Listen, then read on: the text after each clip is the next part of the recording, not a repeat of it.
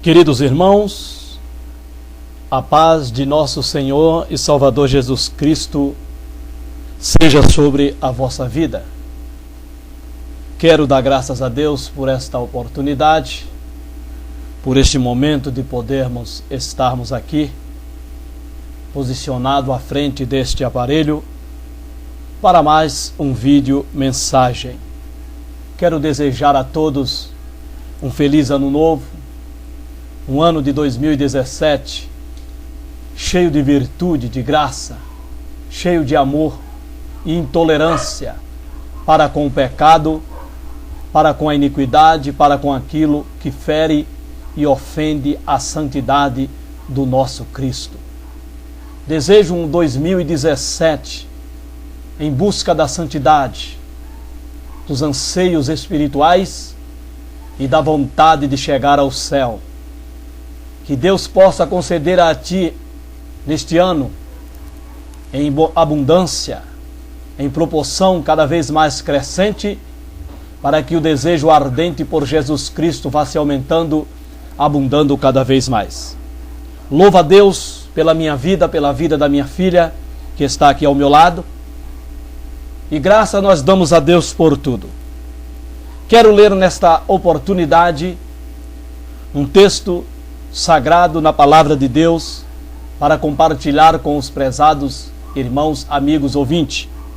Encontra-se no Evangelho de Jesus Cristo, segundo escreveu São Marcos, no capítulo de número 10, versículo de número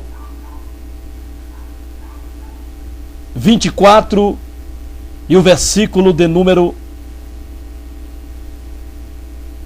até o versículo de número 27. Evangelho de São Marcos, por ele escrito, mas na verdade de Jesus Cristo, capítulo 10, versículo 24, 25, 26 e o 27, que diz-nos assim: E os discípulos se admiraram destas suas palavras, mas Jesus, tornando a falar, disse-lhes: Filhos, quão difícil é para os que confiam nas riquezas entrar no reino de Deus. É mais fácil passar um camelo pelo fundo de uma agulha do que entrar um rico no reino de Deus. E eles se admiravam ainda mais, dizendo entre si: Quem poderá, pois, salvar-se? Jesus, porém, olhando para eles, disse: Para os homens é impossível, mas não para Deus, porque para Deus todas as coisas são possíveis. Glória a Deus. Aleluia. Queridos, amados irmãos, observamos nesses dias que nós estamos vivendo que há uma dificuldade nos crentes, ou porque não aprenderam, ou porque estão fingindo que sabem, ou que não sabem, no que tange respeito a ser salvo.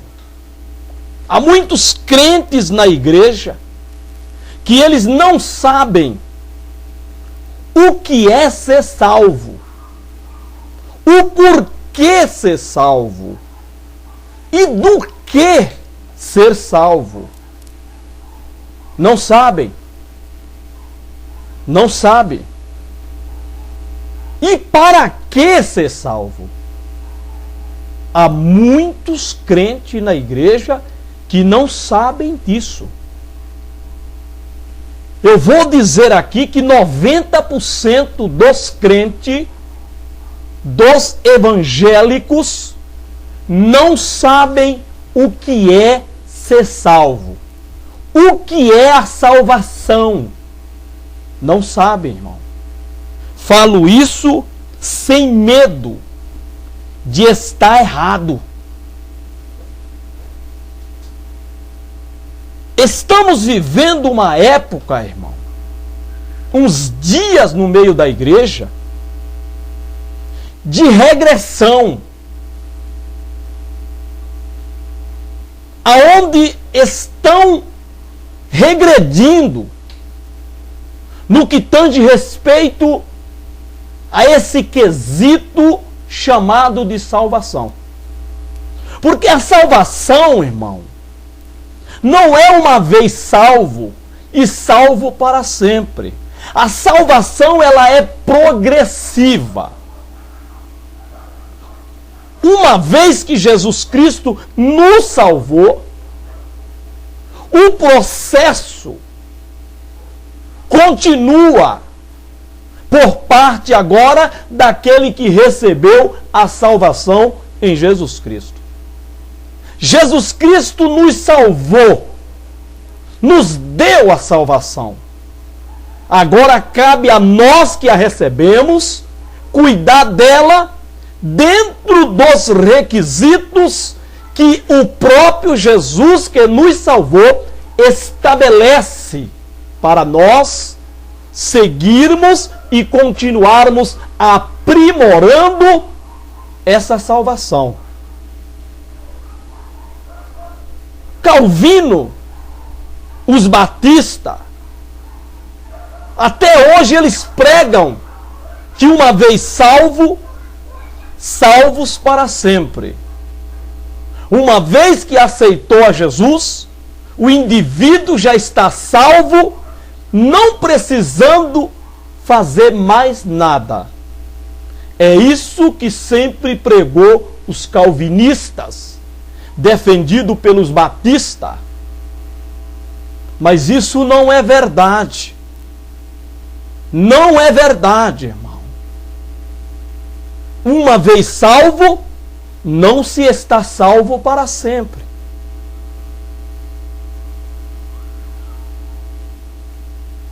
Eu quero abrir um parênteses aqui. Me veio ao coração algo paralelo a isso.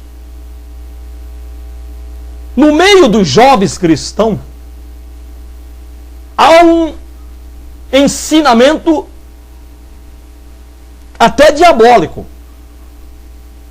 de que o jovem que namora, ele mantendo uma vida íntima, uma vida marital com sua namorada, quando ele casar, tudo será apagado. Desde que ele case com aquela moça. Desde que ela case com aquele moço. O casamento irá apagar tudo que eles fizeram como e quando namorava. Eu já ouvi de 2 a 3 jovens crentes que tinham esse entendimento errôneo. E muitos casaram assim. Estão dentro da igreja, achando que o que eles fizeram como namorados, quando namoravam, por eles terem casados e hoje serem marido e esposa, esposa e marido, tudo se apagou. Deus não lembra mais. É um engano. É um engano diabólico. O pecado permanece. O pecado não confessado, ele permanece. Ele pode até ter sido deixado, mas não foi confessado. Ele permanece. Então esse engano permeia as nossas igrejas, no meio dos jovens, lamentavelmente. Então os calvinistas que ensinam isso, de que uma vez salvo, não precisa fazer mais nada, está errado. É um ensinamento diabólico também. Uma vez salvo, não se está salvo para sempre. O que se comete quando namorados, vindo a casar, não se está perdoado de maneira nenhuma. Parece até um paralelo ao outro, por isso que me veio à mente e eu estou encaixando aqui. Porque lamentavelmente há muitos jovens dentro da igreja, desta maneira, há muitos que casaram fazendo isso, mas o pecado permanece. Pois bem, uma vez salvo, não se está salvo para sempre. A salvação, ela pode ser perdida. Se pode perder a salvação. E há muitos crentes dentro das nossas igrejas que eles não sabem o que é a salvação. Eles não sabem do que eles foram salvos. Eles não sabem o porquê que eles tinham que serem salvos. A vida de crente que eles levam na igreja é muito monótona. Nada difere daqueles que não são crentes.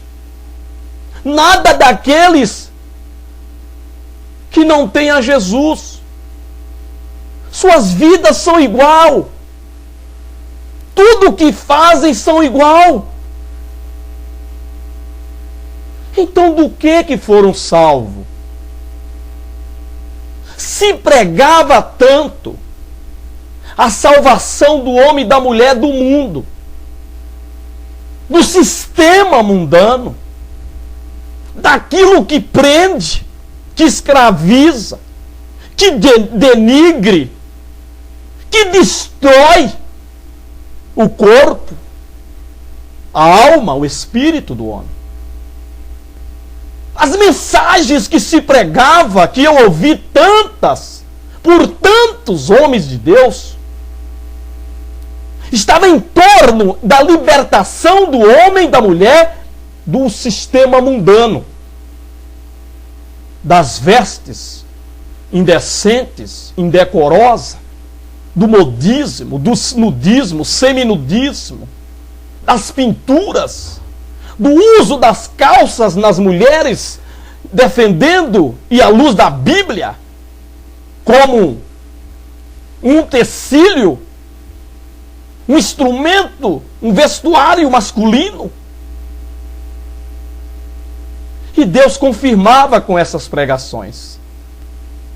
Nossos cultos eram maravilhosos, eram abençoados, manifestações sobrenaturais do Espírito Santo, como uma aprovação de Deus nessas mensagens, que tinha por objetivo pregar contra o sistema mundano, levando as pessoas no desejo de deixá-los, reprová-los e passar a viver uma vida natural, uma vida onde as pessoas pudessem ver nele ou nela uma diferença no seu modo de viver em relação ao seu modo de viver anteriormente. Mas hoje não há diferença. A diferença que há é apenas quando se vai ao batismo. As recomendações para deixar as coisas mundanas, para se salvar das coisas do mundo, é apenas quando vão ao batismo. No culto seguinte, as pessoas já estão do mesmo jeito de antes de serem batizadas. Ou seja, são pessoas que não deram testemunho de pessoas salvas, de pessoas libertas. Porque João Batista, quando batizava no Rio Jordão, vendo escribas e fariseus que vinham para ser batizados por ele, João os conhecendo, João sabendo o seu modo de vida, a sua maneira de vida, João os reprovou, não negando a eles o batismo, mas mostrando para eles a condição para serem batizados. Não é para ser batizado para ser salvo. Não é para ser batizado para ser um dizimista. Não é para ser batizado para ser obreiro. Não é para ser batizado para ter funções dentro da igreja. Não. Batismo é para quem é salvo. Batismo é para quem foi salvo. O batismo é uma profissão pública que se faz perante a igreja de que o indivíduo creu na palavra de Deus e aceita o batismo. Aí se compreende de que aquela pessoa creu em Jesus. Ouvi tanto pastores pregar, falando na igreja, que crente que não era batizado, crente que tinha a oportunidade de se batizar, e se negava a serem batizados, não eram salvos. E era verdade, e é verdade isso. Porque o que pode impedir alguém de ser batizado é o que pode impedir esse alguém de ser salvo. Negar o batismo, negar-se ao batismo, é se negar a ser salvo. Refiro àqueles que estão dentro da igreja, já há muito tempo, têm condições de serem batizados, mas se negam a isso. Por alguma razão, por algum motivo, essas pessoas não são salvas. Elas são congregados. Elas estão acompanhando a igreja. Elas não creram. Mas, lamentavelmente, elas fazem parte de muitas atividades dentro da igreja. São pessoas não salvas, mas têm atividades dentro da igreja. Porque a prova de alguém que crê é aceitar o batismo. Jesus mesmo disse, ele foi muito enfático no capítulo que é de conhecimento da igreja, Marcos 16:15, quando ele mandou ir e pregar o evangelho, quem crê, e for batizado, será salvo. Quem crê e for batizado. Hoje, nas nossas igrejas, Assembleia de Deus do Belém, estão batizando primeiro, para as pessoas crerem depois. Inverteram a fórmula. Primeiro estão batizando, porque há uma correria dos nossos pastores em busca de candidatos ao batismo. Porque há uma determinação ministerial e uma preocupação com essa determinação que diz que se o pastor ficar 3 meses sem apresentar um candidato, ele pode até ser tirado da congregação. Então a correria é grande. A despreocupação com a maneira como a pessoa está para ir ao batismo é grande. Maior é a preocupação em levar candidato ao batismo. E agora que o negócio ficou mais estreito para o lado dos pastores, porque antes, lá no Belém, aparecia o nome do setor. Agora é por congregação. Quando era por setor, a igreja que não levava candidato, ela tinha mérito. Então muitos pastores não se preocupavam muito com candidato para o batismo. Porque quando apresentava o setor 3 da Lapa, as congregações pertencentes ao setor da Lapa estavam todos inclusos. Mas aí resolveram colocar por congregação. Então aparece lá o nome da congregação que levou e que não levou. Então a preocupação dos pastores então ficou maior. Não em relação com a situação, com a condição do batizando, mas a preocupação em apresentar candidatos ao batismo. Então estamos numa correria, só que isso não salva. O fato daquela pessoa ter descido as águas batismais e está dentro da igreja, não quer dizer que ele estão salvos. Se primeiramente eles não creram para receber o batismo. Coisa que hoje parece estar difícil nas nossas igrejas. Levar as pessoas a crer de fato, pela palavra de Deus, em Jesus, se submetendo ao batismo como uma profissão pública de alguém que creu em Jesus Cristo. Porque naquilo que nós queremos salvar, libertar as pessoas que não são crentes, os nossos crentes carecem muito mais de serem salvos.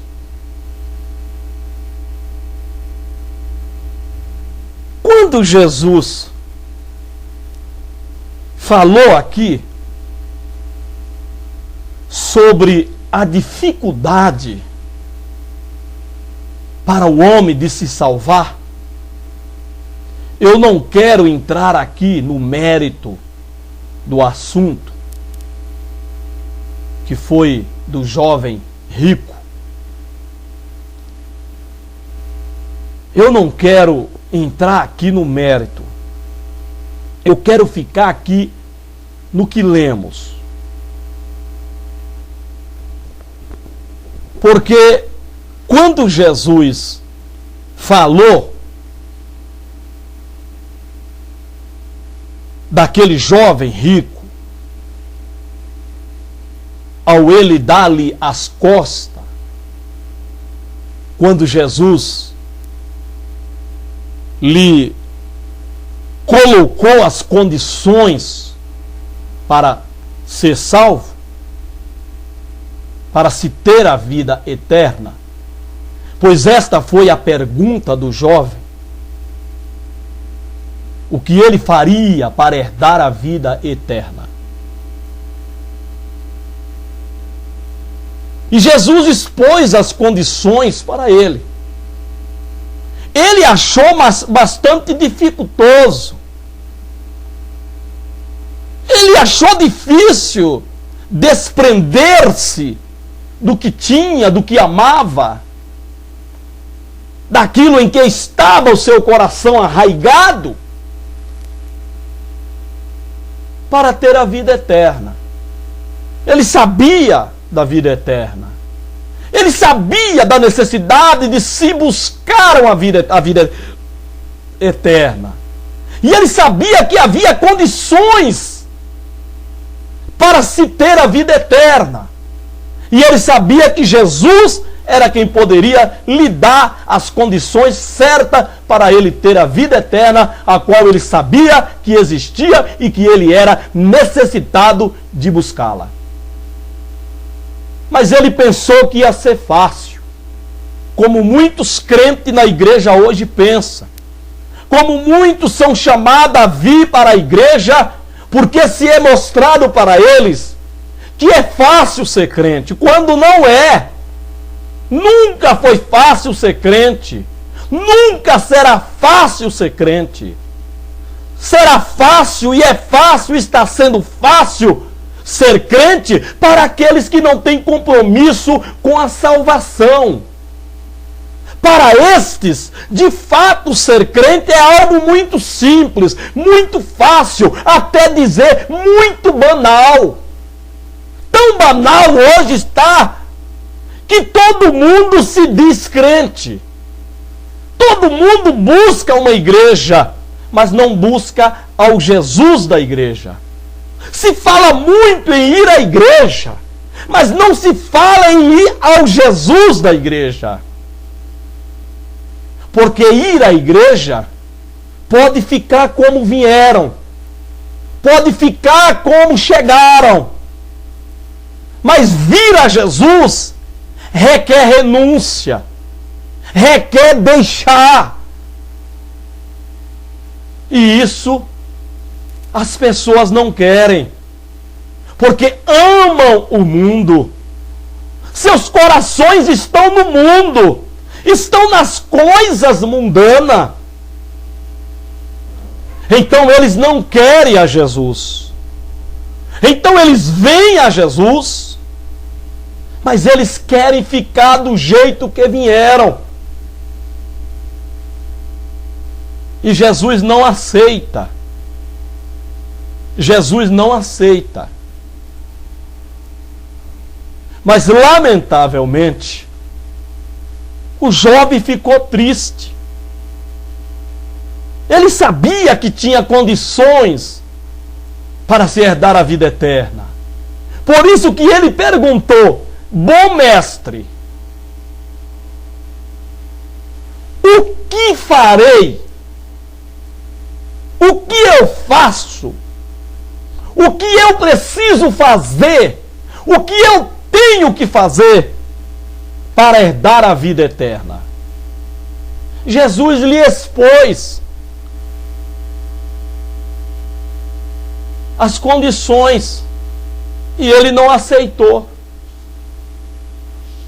Ele não aceitou. Como muitos não aceitam.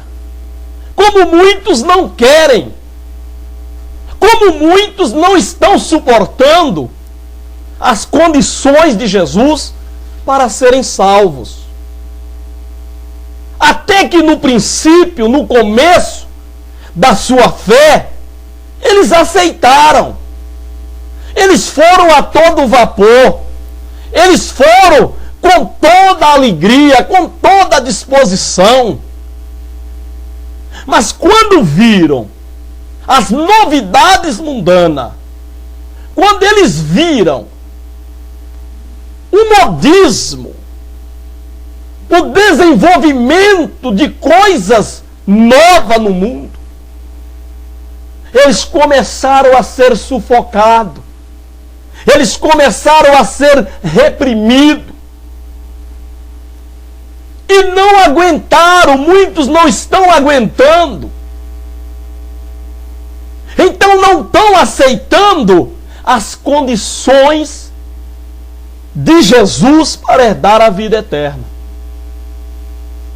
Por isso que Jesus ordenou e Paulo escreveu a Timóteo, dizendo que viriam dias em que não sofreriam a sã doutrina, não suportariam a sã doutrina.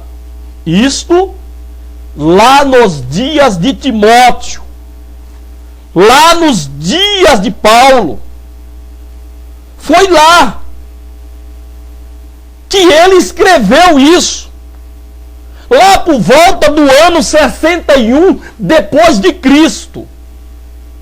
Jesus mandou Paulo escrever a Timóteo, na segunda carta, no capítulo 4, onde ele fala que viria tempos em que não sofreriam, ou seja, não suportariam a sã doutrina. Porque a doutrina de Jesus, ela é sã, ela é pura, ela é sem mistura, ela não aceita mistura, ela não aceita miscigenação. Não! A doutrina de Jesus, os ensinamentos de Jesus, eles são puros, eles são são. Então Jesus já alertou a Paulo, para Paulo alertar a Timóteo, e Timóteo, por sua vez, pregar na igreja, de que viriam os dias, viriam tempo, em que não sofreriam a sã doutrina de Jesus. Não suportariam a sã doutrina de Jesus. E se naqueles dias já eram difíceis, a ponto de Jesus mandar tais ensinamentos à igreja da Ásia, onde Timóteo era pastor, em Éfeso. E hoje, com essa evolução do pecado, com esse crescimento absurdo da iniquidade, coisas que parecem tão simples, que parecem tão singelas, mas seu objetivo é destruir o homem e a mulher, é diferir a santidade de Deus. Se naqueles dias a doutrina já era necessária, quanto mais hoje, nesses dias em que a igreja está mergulhada numa onda de pecado, de vaidade, de mundanismo dentro da igreja, aonde de velho a novo, de novo a velho, estão mergulhados na vaidade, no mundanismo, na perda da personalidade própria, perda da identidade própria. Pessoas que se apresentam não com seu parecer natural, mas com um parecer mundano, que logo você vê destacado em seus corpos, sem que haja necessidade de revelação ou de visão. Como antigamente havia a necessidade. Havia a necessidade de Deus usar alguém na igreja, pelos dons espirituais, para revelar certas coisas que se estavam fazendo às escondidas do pastor. Hoje, não se precisa mais de visão e de revelação. Porque os crentes perderam o temor. Os crentes perderam a singeleza do seu coração. E eles tanto perderam, inundado no pecado, que além do mais ainda publicam na mídia, nas redes sociais.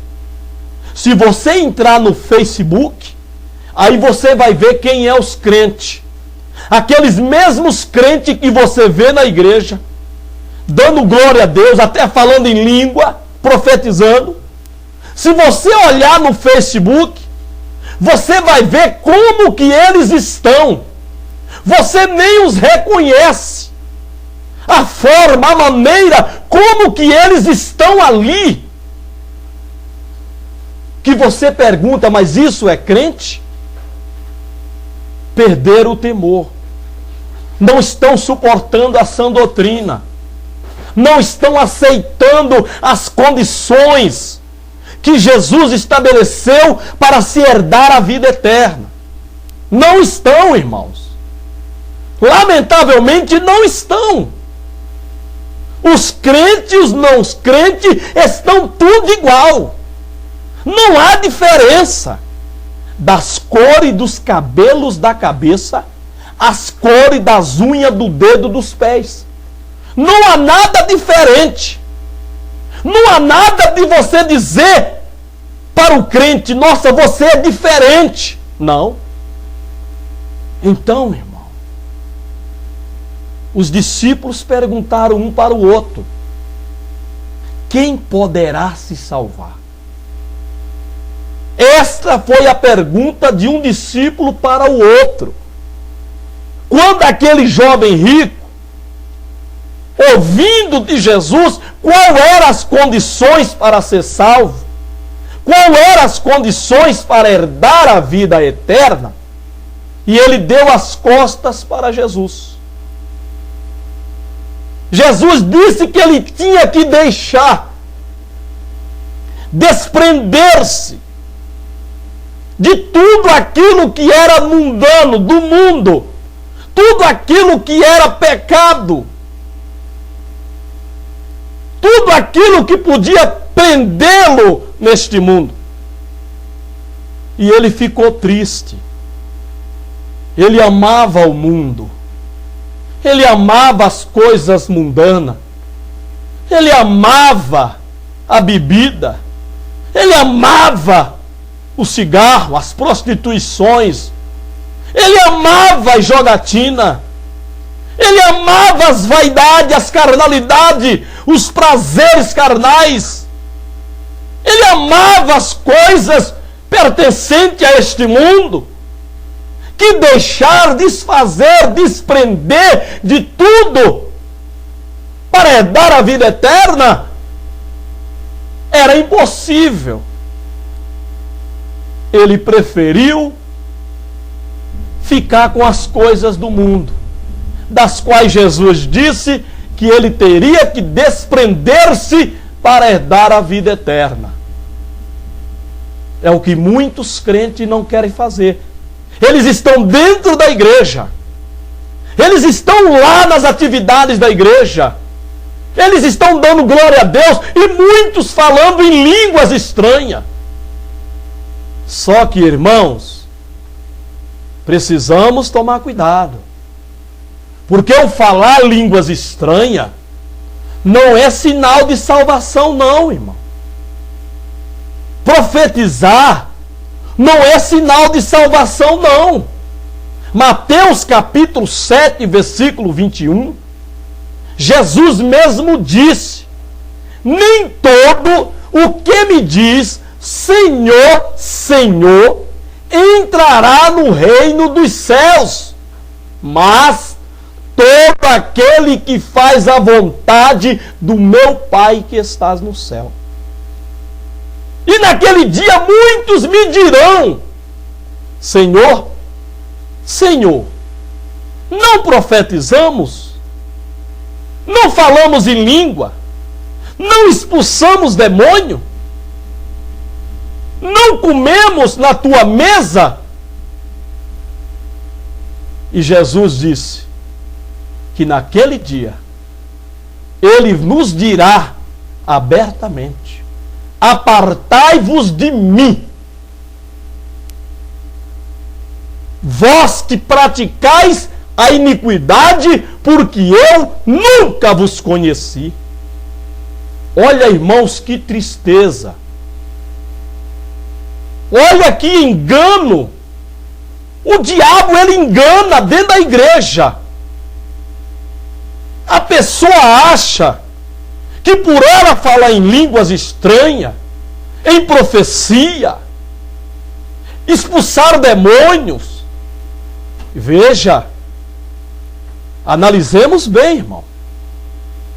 Quando se ouve alguém falando línguas estranhas na igreja, ou profetizando, ou expulsando demônio, os irmãos sabem que essas pessoas, elas são vistas como pessoas diferenciadas da igreja. Se uma pessoa fica na igreja falando línguas estranhas, que é uma coisa bonita, profetizando, que é uma coisa bonita, expulsando o demônio, que é uma coisa bonita também, essas pessoas, elas são diferenciadas na igreja. Se você observar, quando alguém está pregando e ele fala em línguas estranhas, dá aquela rajada, o que a Bíblia não recomenda. A Bíblia manda até falar baixo, mas eles gostam de extravasar para a igreja ouvi-los falando em línguas estranhas, mesmo não tendo eles o dom de interpretação. Esses são vistos como crentes diferenciados na igreja. Só que, irmão, está aqui na Bíblia o que Jesus disse. Está aqui, irmão. pessoas praticando a iniquidade, o pecado, se entregando à vaidade mundana, à sensualidade, às carnalidades. Pessoas que você não vê naturalidade no seu corpo, você não vê naturalidade na sua vida, você vê tudo artificial, mas que falam línguas estranhas. A gente fica até com, assim, sem entender. Particularmente eu fico a me perguntar na igreja, mas como? Esse Espírito Santo que está usando esta pessoa, esse mesmo Espírito, não a repreende? Esse mesmo Espírito não a exorta com relação a essas coisas mundanas que nós estamos vendo no seu corpo, na sua vida? Pessoas que aparentemente, pela sua estética, nem parecem ser crente. Porque o crente, ele é natural, irmão. O crente, ele aceita a vida natural de Deus. O crente, ele é feliz com ele mesmo.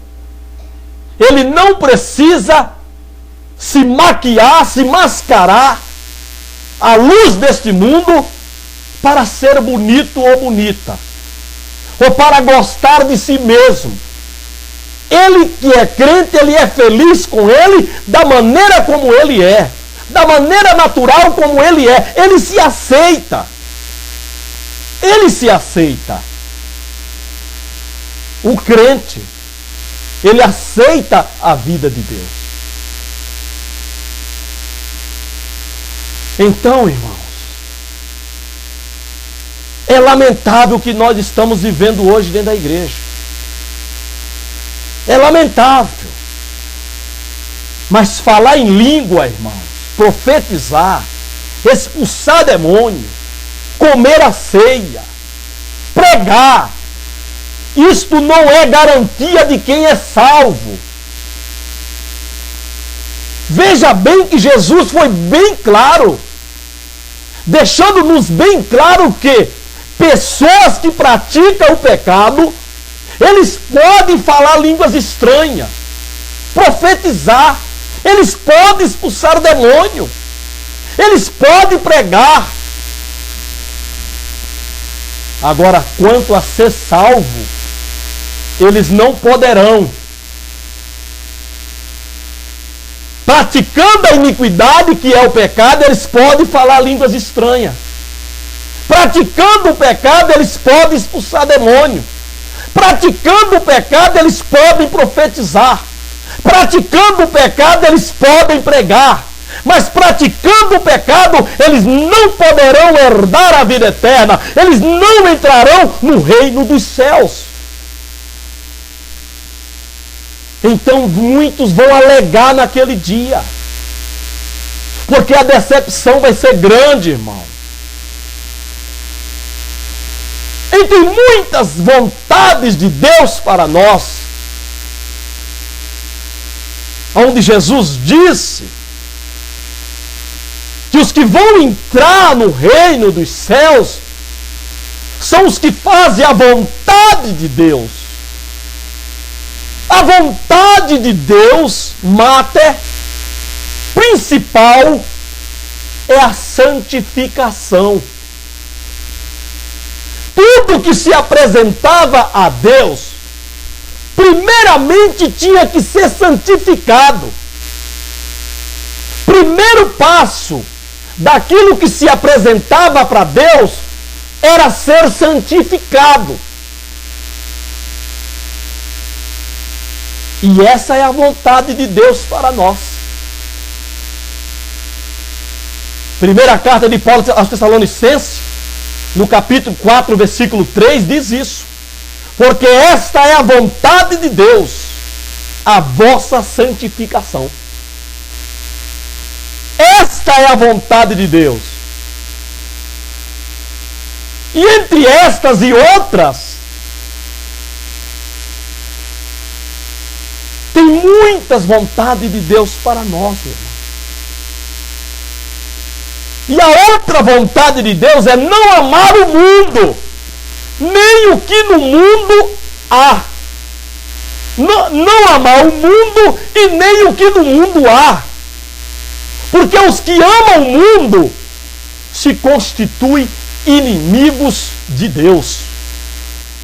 Há muitos crentes inimigos de Deus dentro da igreja. São inimigos.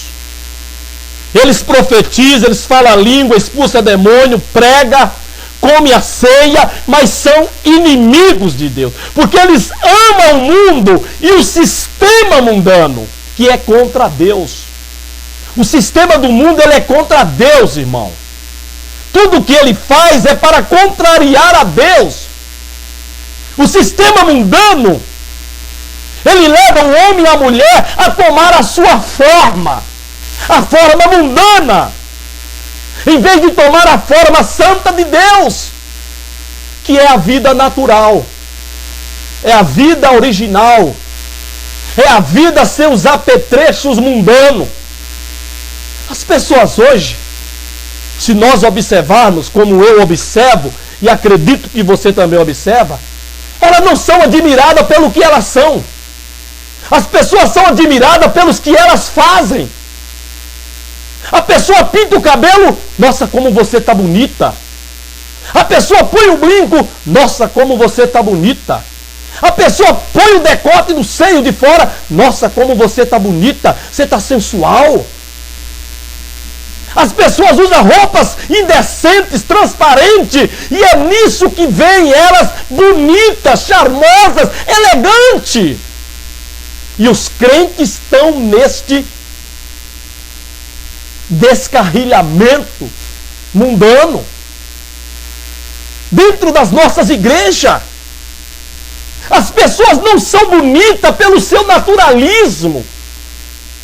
Elas não são bonitas pelo seu cabelo de tuim, pelos seus cabelos brancos, pelos seus cabelos naturais queimados do sol. Não! Não veem as pessoas bonitas no seu parecer natural,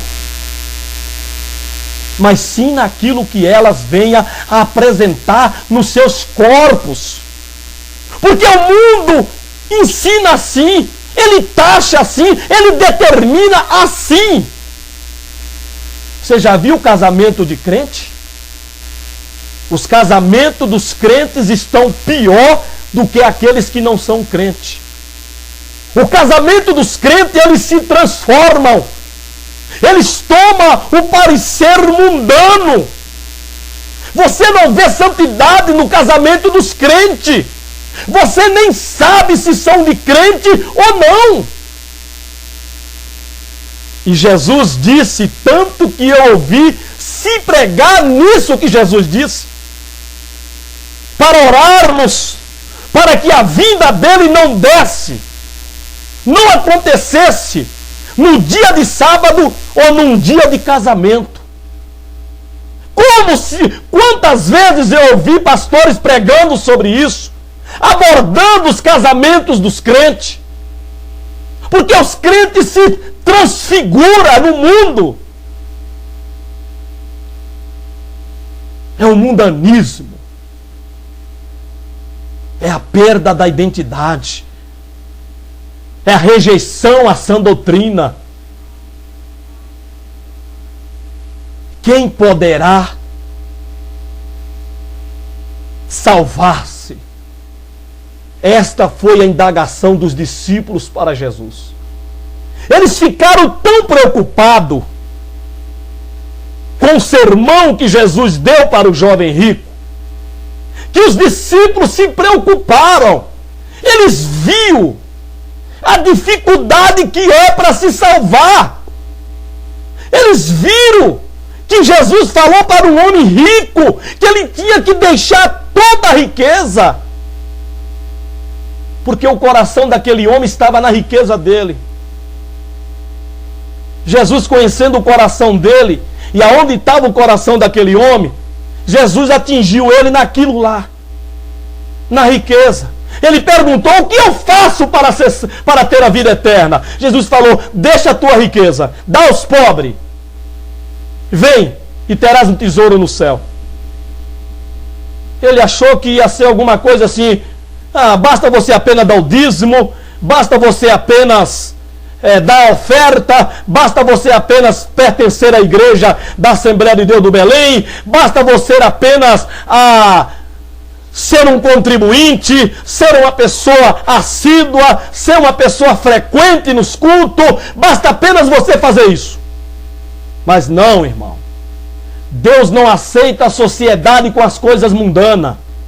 Ou servimos a Deus, ou servimos ao diabo.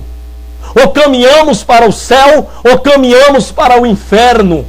Ou servimos a Deus aqui como Ele quer, ou então, irmão, Deus não nos aceita.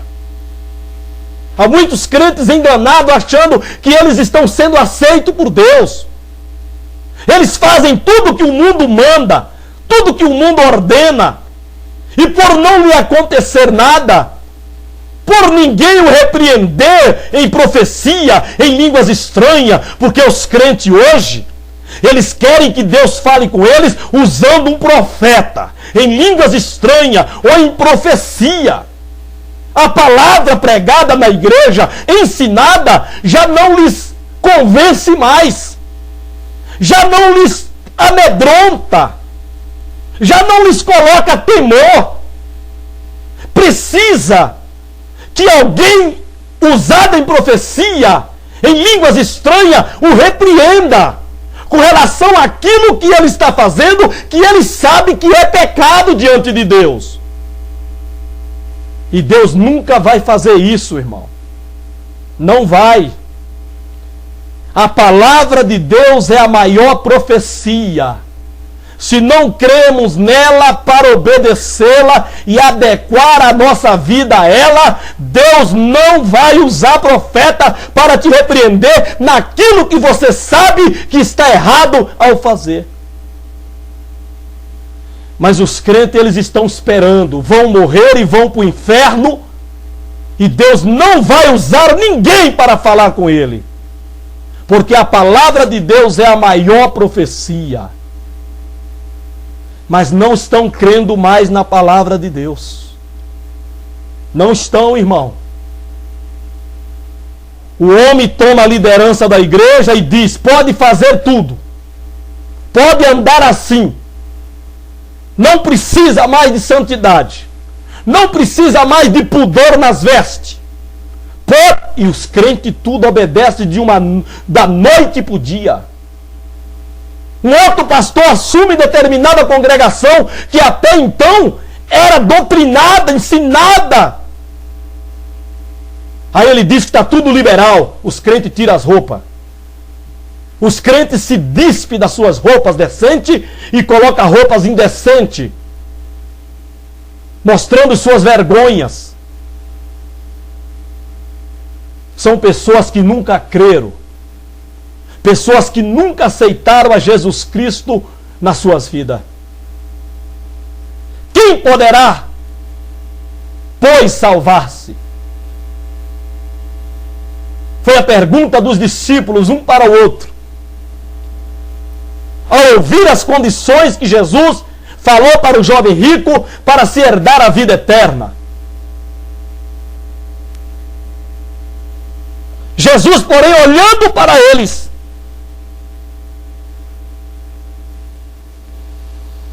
oh, aleluia, glória a Deus, glória a Deus, disse: para os homens é impossível. Essa foi a resposta que Jesus deu à pergunta deles: quem poderá, pois, salvar-se? Então Jesus disse: para os homens é impossível. É impossível o homem salvar-se a si mesmo. Mas não para Deus. Para Deus, todas as coisas são possíveis. Basta o homem crer. Basta o homem dar o primeiro passo. É impossível desprender-se das coisas do mundo por si só. O homem não consegue. A mulher não consegue deixar a vaidade, o mundanismo, a sensualidade, a carnalidade. Não consegue. Por isso há muitas pessoas presas. Há muitas pessoas que gostariam de serem crentes e não são.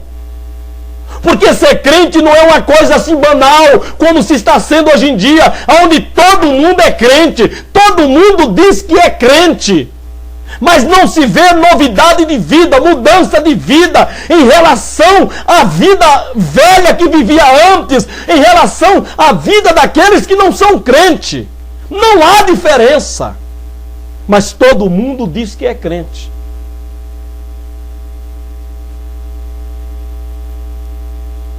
Porque ninguém consegue salvar-se a si mesmo. Aos homens é impossível. Mas não para Deus. Porque para Deus todas as coisas são possíveis. O homem precisa apenas crer em Jesus. Se ele ouve a palavra de Deus e ele crê, Jesus o salva. Por isso que a mensagem que se prega nas igrejas, ela tem que ser pregada sob 3 pilares: pecado, juízo e justiça. Porque Jesus disse: quando o Espírito Santo, o Espírito Consolador vier, ele vos convencerá do juízo, da justiça e do pecado. Então o Espírito Santo convence o homem e a mulher do juízo, da justiça e do pecado. Mas isto mediante a pregação da palavra de Deus. Eu prego a palavra de Deus. Você prega a palavra de Deus. Nós pregamos a palavra de Deus para as pessoas e eles abrem o coração por aquilo que nós estamos pregando e o Espírito Santo de Deus os convence da necessidade deles crer que há um juízo, há uma justiça e há o pecado sobre a terra ao qual Deus um dia o condenará. Aí ele aceita Jesus. Mas não se estão pregando isso hoje. Não se estão pregando com esse interesse das pessoas serem convencidas nessas 3 áreas das suas vidas. Porque, lastimavelmente, os pastores, muitos deles não têm moral para pregar. Eles não podem falar contra o mundo, porque suas famílias se servem das coisas mundanas. Não podem. Por isso que eles não pregam e não admitem que ninguém pregue contra as coisas do mundo que suas famílias praticam. Então essas pessoas nunca foram salvas. Porque eles não deixam Deus salvarem. Porque para os homens é impossível salvar-se. Mas para Deus não é impossível. Deus pode nos salvar. Basta apenas nós crermos. Mas lamentavelmente, estamos vivendo em uma era da igreja em que queremos salvar as pessoas que não são crentes, quando os crentes dentro da igreja carecem serem salvos muito mais do que essas pessoas. Porque pratica as mesmas obras. E o pior, com conhecimento de causas, de que aquilo que eles estão praticando é pecado contra Deus. Porque amar o mundo e as coisas deste mundo é pecar contra Deus e constituir-se um inimigo de Deus. E os inimigos de Deus não ficarão de pé. Serão destruídos. E muitos crentes se têm feito os inimigos de Deus dentro das igrejas, em cima dos altares,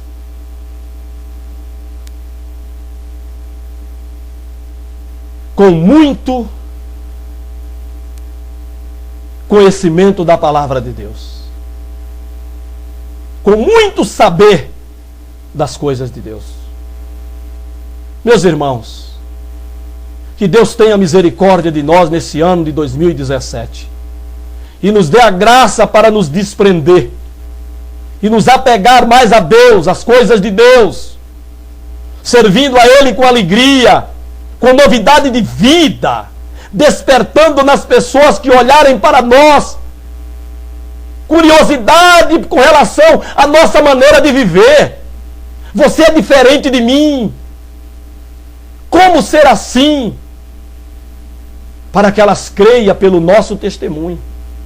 Porque até então, os crentes têm sido ridicularizados por aqueles que não são crentes, por saberem eles que ser crente é diferente deles. Mas que Deus nos abençoe e guarde, e nos dê a sua graça em nome de Jesus.